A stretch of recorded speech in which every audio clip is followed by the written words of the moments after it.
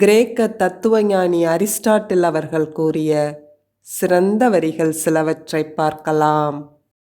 பகைவனை அடக்குபவனை விட ஆசைகளை அடக்குபவனே வீரன். புத்திசாலிகளைப் போல சிந்தியுங்கள், ஆனால் சாதாரண நபர்களைப் போல பேசுங்கள்.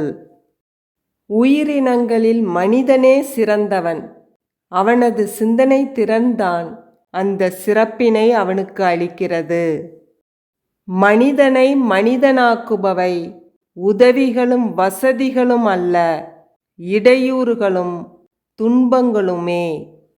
உண்மையை கடைபிடிக்கும் மனிதன் அதிர்ஷ்டமில்லாதவனாக இருந்தாலும் வாழ்வில் உயர்ந்த நிலையை அடைவான் என்பது உறுதி. உங்களை நீங்களே அறிய உங்களுடன் நீங்களே நேரத்தை செலவிட வேண்டும். தனியாக இருப்பதற்கு நீங்கள் பயப்படக்கூடாது. உங்களை நீங்களே அறிவதே ஞானத்தின் தொடக்கமாகும்.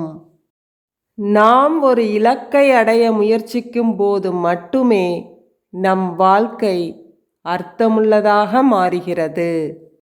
தைரியமே அனைத்து நல்லொழுக்கங்களுக்கும் தாய். ஏனெனில் அது இல்லாமல் நீங்கள் மற்றவற்றை தொடர்ந்து செய்ய முடியாது. வாழ்க்கையின் முற்பகுதியில் வெற்றி பெற சுறுசுறுப்பும் ஊக்கமும் தேவை. இறுதியில் வெற்றி பெற பொறுமையும் தன்னடக்கமும் தேவை. நீங்கள் எதையாவது புரிந்து கொள்ள விரும்பினால் அதன் ஆரம்பத்தையும் அதன் வளர்ச்சியையும் கவனியுங்கள். வழியின்றி நம்மால் கற்றுக்கொள்ள முடியாது. ஒருவர் தான் என்ன சொல்ல வேண்டும் என்பதை அறிந்திருப்பது மட்டுமே போதாது, அதை எப்படி சொல்ல வேண்டும் என்பதையும் கூட அறிந்திருக்க வேண்டும். கட்டளையிட விரும்புபவன் முதலில் பணிவதற்கு கற்றுக்கொள்ள வேண்டும்.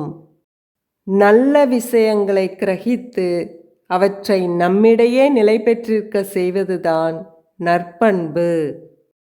பெருந்தன்மையான குணம் எல்லா நற்குணங்களுக்கும் ஆபரணம் போன்றது. அதிகாலையில் எழுந்திருப்பது நல்லது, ஏனெனில் இது போன்ற பழக்கங்கள் ஆரோக்கியம், செல்வம் மற்றும் ஞானத்தை அடைய உதவுகின்றன.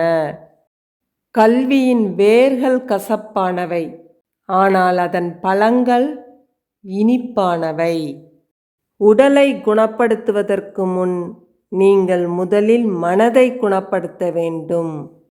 தனது அச்சங்களை வென்றவரே உண்மையிலேயே சுதந்திரமாக இருப்பார். நீங்கள் ஏதோ ஒன்றை அறிந்திருக்கிறீர்கள் என்பதற்கு உங்களால் அதை கற்பிக்க முடிகிறது என்பதே ஆதாரம். அடிமைத்தனத்தை பற்றிய மிக மோசமான விஷயம் என்னவென்றால், இறுதியில் அடிமைகளே அதை விரும்புவார்கள். ஆன்மாவின் உணர்வுகளை இசை நேரடியாக பிரதிபலிக்கிறது.